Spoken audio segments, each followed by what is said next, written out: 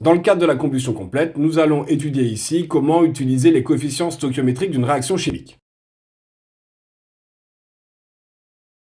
Pour faciliter la compréhension, nous allons utiliser la réaction de combustion complète du butane.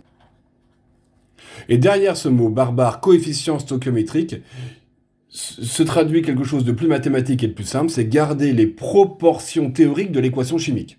Si nous prenons une recette de cuisine, pour faire plus simple, nous voyons que ici, si j'utilise une quantité de matière de C4H10, pour avoir cette combustion complète, il faut que j'utilise 6,5 matière de O2. Et cela va créer 5 quantités de matière d'H2O pour 4 quantités de matière de CO2.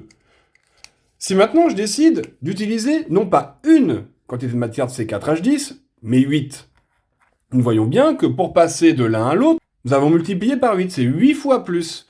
De la même manière, pour l'ensemble des coefficients, nous allons utiliser 8 fois plus.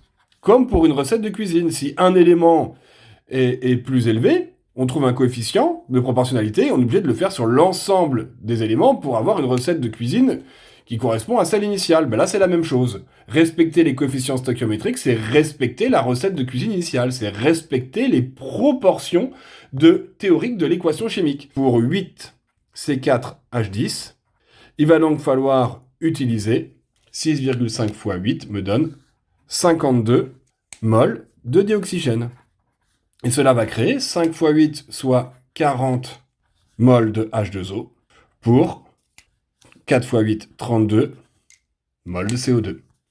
À chaque fois, il faut respecter ces proportions.